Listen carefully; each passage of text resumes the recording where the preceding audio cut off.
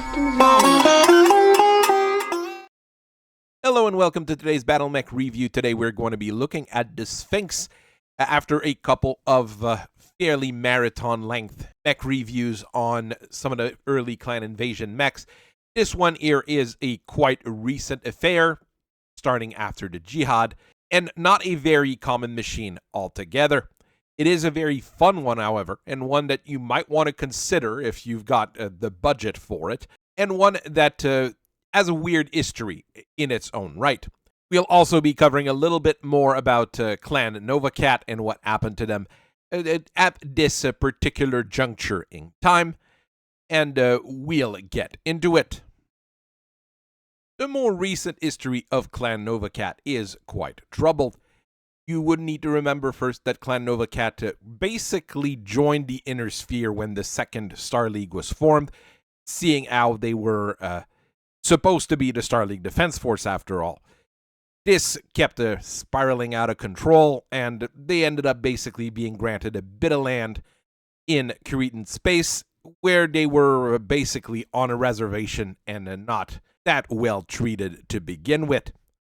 During the Jihad, they did participate in all sorts of things and tried to help out just about everyone.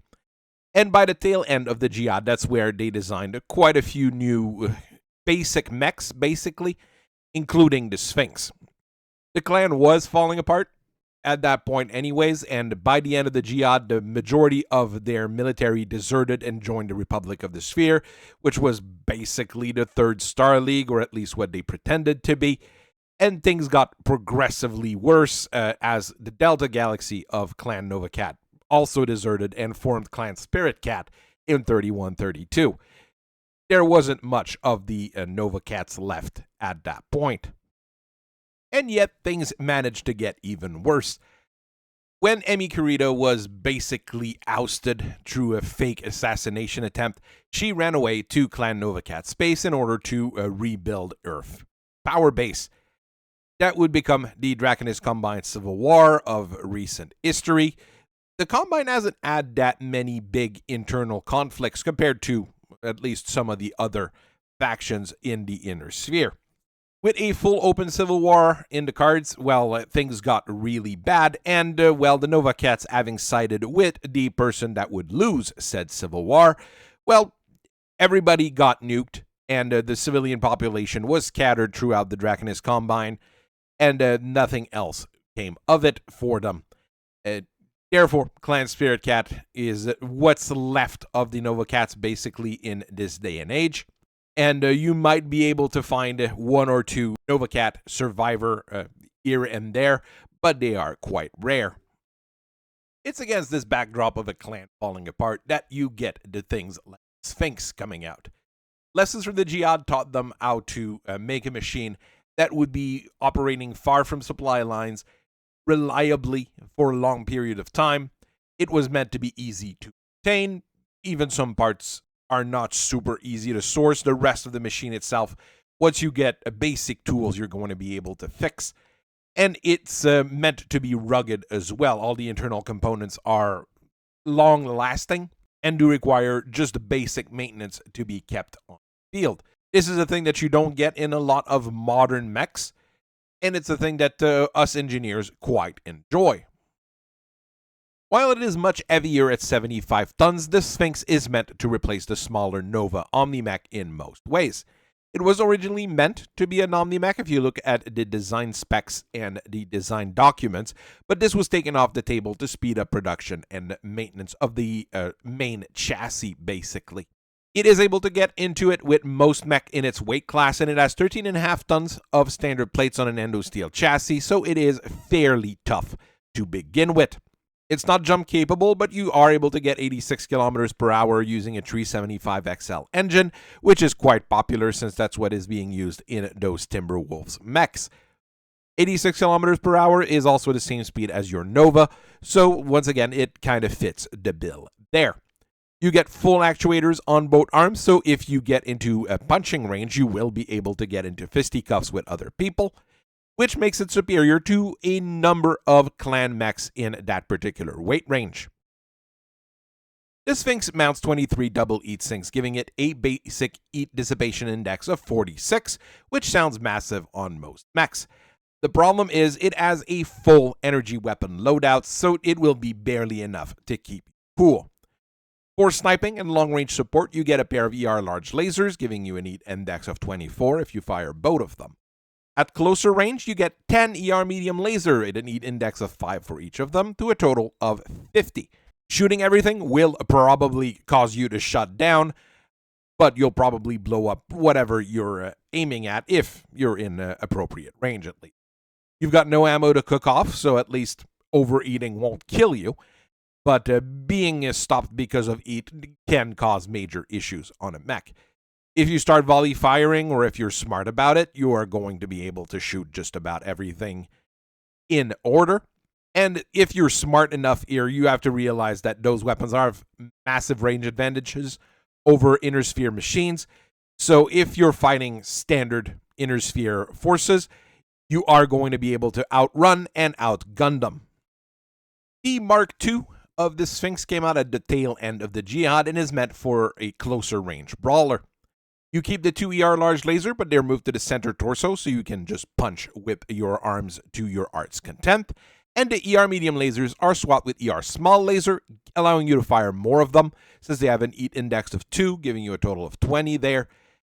So you do lose on the range, but you will be going to be able to shoot everything all the time, or more of it all the time, which is quite nice there.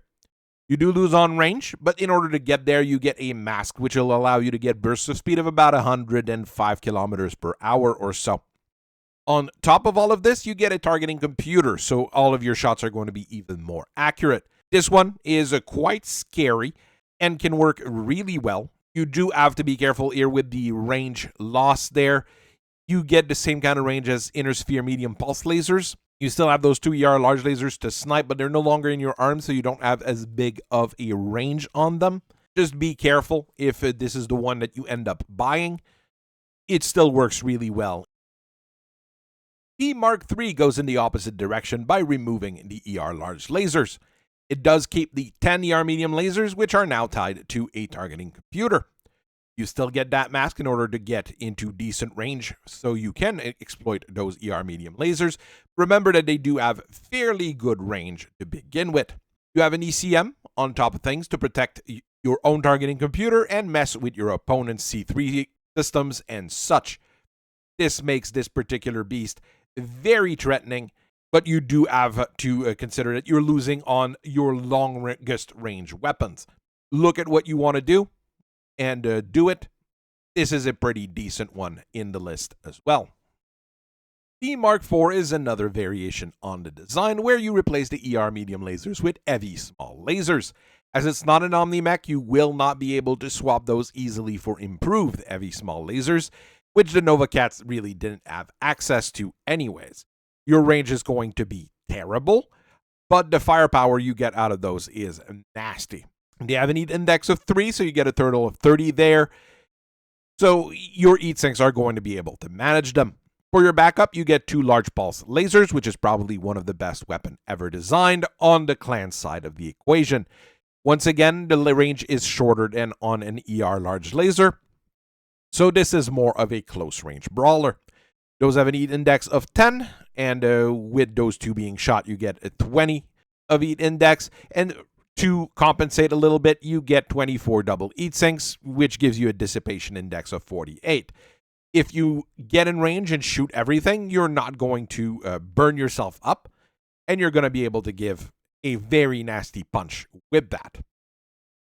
Auscarita was pretty stupid in killing off Clan Novacat and not simply absorbing them. The technical expertise of the Novacat would have allowed them to improve their military infrastructure and their civilian infrastructure at the same time.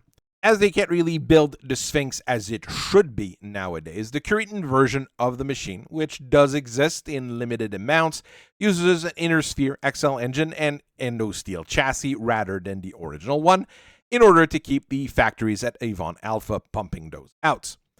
I've seen most of them using regular large lasers and medium lasers instead of the ER kind. You save a lot on the heat index, but you lose on everything else.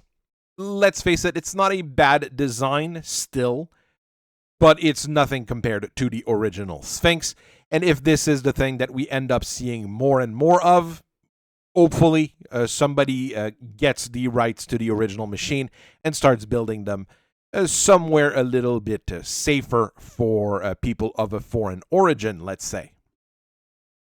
The Sphinx is pricey, and it's not an easy thing to find because there weren't that many that were actually built. But I do think it's quite a good machine. You can still get them off of Clan Seafox nowadays. I'm not quite sure where they build them or where they get them. Or you can get lucky and the Combine might have one for sale and that you might be able to fix with proper equipment. I really wonder if the original design was actually an Omni-Mech, if it had been any better. But with how Clan Novacat was positioned at the time, I'm not sure it would have made that much of a difference. So I thank you very much for listening to me for so long. I will see you guys later, and I thank you for watching. Bye-bye.